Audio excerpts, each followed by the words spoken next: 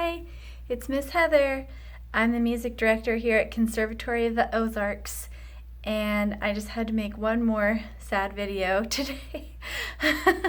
So if you are just watching this video randomly, this is a music and art and drama school that we have here in Springfield, Missouri, and we've been open since 2008, but our student enrollment has dropped dramatically because of the coronavirus shutdown that we had several months ago, and we're going to have to be closing our doors at the end of this month, September 2020.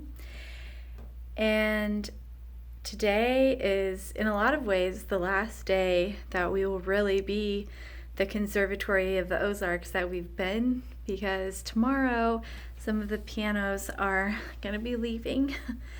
And I just wanted to, make a video to remember them by and kind of share my piano story.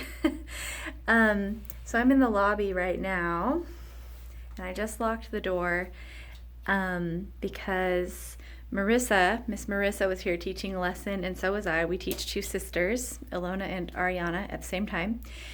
And I felt it like such a poignant moment because I was like, this is the last lesson with the regular Conservatory of the Ozarks, really.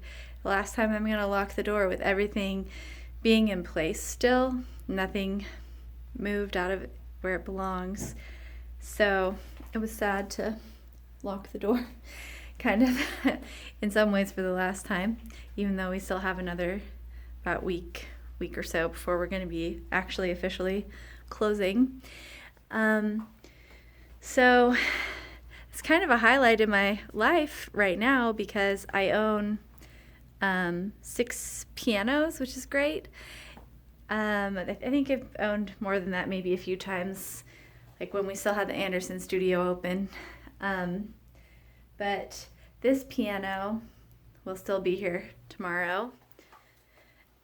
And Miss Katie's piano I'm going to be taking to my living room at my new home, hopefully. But this piano right here is going to be leaving tomorrow to go to Lauren's house. And I'm really happy that it's going to Lauren's house because she's a really good piano student, and I'm really happy that she's going to be having it and taking care of it and practicing on it and loving it, I hope. So I'm happy about that. But I don't know, it's just hard to see them go, kind of. So anyways, this one's not leaving yet. This is the last one that is still for sale that hasn't sold yet. So, and then this one's going actually to Arkansas, and it's going to be leaving tomorrow. So tomorrow we'll be down 2 pianos, and it's great because they need to go because I'm not going to have room for all 6 pianos at my house, sadly. But it is hard to see them go, but I'm glad they're going to good homes. So I'm really thankful for that.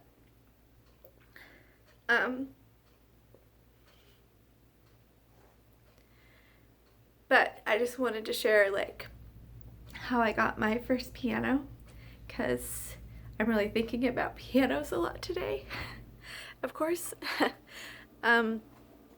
So when I was a little kid, we didn't have a piano, and I didn't get to take piano lessons yet. And somebody from our church let us borrow this old keyboard, and so I played around with that. Me and my brother did. And it was really fun, and I loved it. And then I don't know how or why my parents were able to do this or decided to do this, but I remember at Sam's, I think, they bought this Casio keyboard, which I still own, and that's going to be going into one of those studios that will not be having a piano tomorrow. So temporarily people can have their last few lessons on something. And it's so funny because they bought that Casio when I was probably 8, and I'm 37 years old now, so a long time ago, but it still works. So good job, Sam's Club. But that was what I started with. It didn't even have 88 keys. It wasn't touch sensitive. It didn't have weighted keys. It was nothing at all very special. But I was really thankful to have it.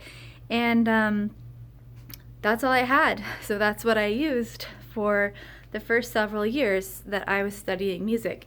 So my mom actually was the first person who taught me how to read music.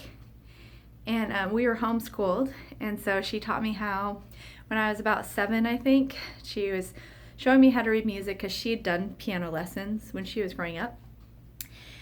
And I don't remember that much about it. She just had these old method books from John Thompson that she had in the 50s when she was a little girl. And she showed me out of those. And then when I was about 9, they took me to audition for lessons with John Archer in Monette.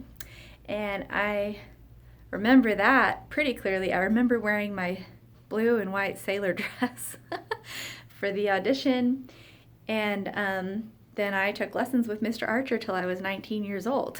So I was with him a really long time, and he was really like formative to my whole life. Really, I would be an entirely different person, I'm sure, if I hadn't gotten to take lessons with him all those years.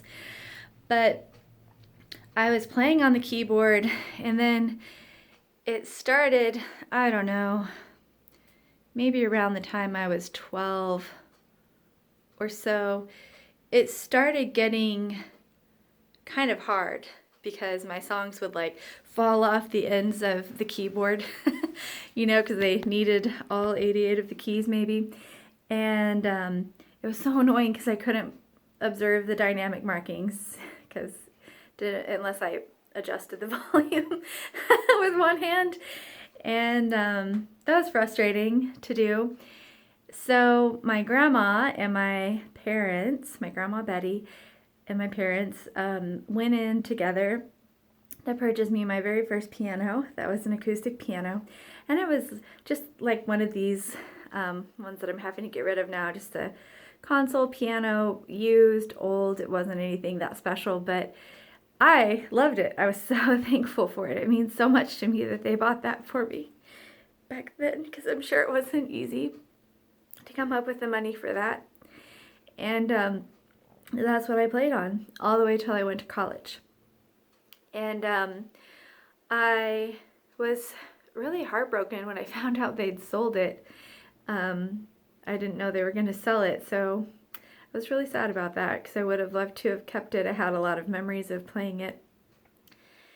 And so that one's gone forever, but that's what happens sometimes.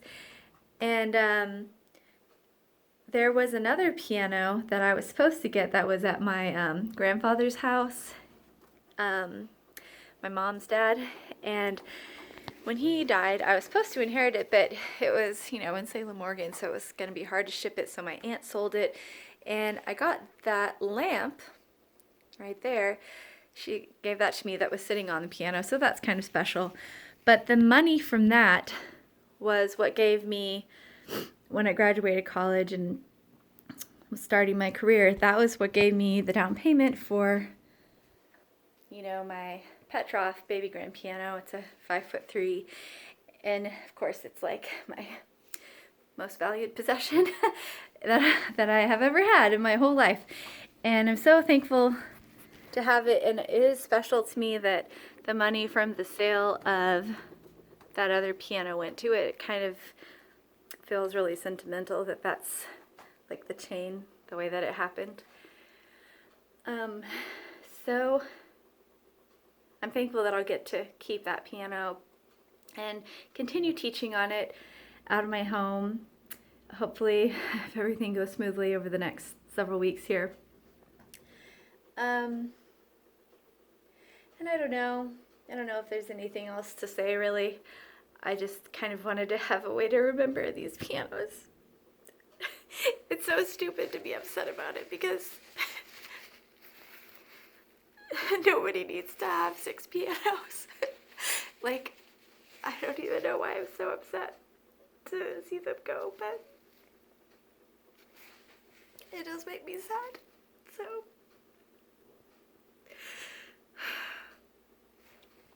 I just wanted a way to remember them for the future and to kind of thank them for their service.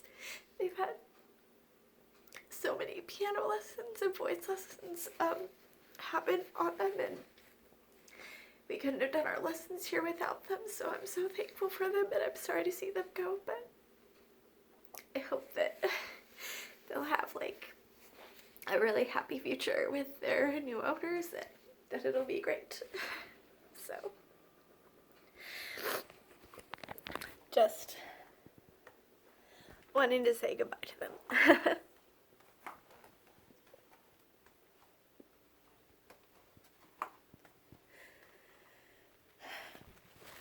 And I'm sorry to get so emotional about it. It's, like I say, such a stupid thing to get upset about because I need to sell them. I'm happy that I'm selling them. I'm really glad that people are willing to buy them. The money that I'm making from it will help me move the pianos I'm keeping, and it's still hard to see them go. So anyways, I'm happy to be able to have a way to remember them with this video and be able to kind of visit them in the future in my mind. So that's it for tonight. Super depressing video.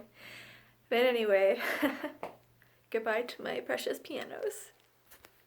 And I hope all of you have a good night, and I'll see you later. Bye.